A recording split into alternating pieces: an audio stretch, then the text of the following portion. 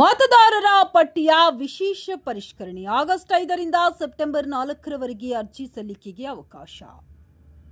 ಹೊಸಪೇಟೆ ಮತದಾರರ ಪಟ್ಟಿಯ ವಿಶೇಷ ಪರಿಷ್ಕರಣೆ ಕಾರ್ಯದ ಅಂಗವಾಗಿ ಆಗಸ್ಟ್ 5ರಿಂದ ಸೆಪ್ಟೆಂಬರ್ 4ರವರೆಗೆ ಮತದಾರರ ಪಟ್ಟಿಗೆ ಸಂಬಂಧಿಸಿದ ವಿವಿಧ ಅರ್ಜಿಗಳನ್ನು ಸಲ್ಲಿಸಲು ಚುನಾವಣಾ ಆಯೋಗ ಅವಕಾಶ ಕಲ್ಪಿಸಿದೆ.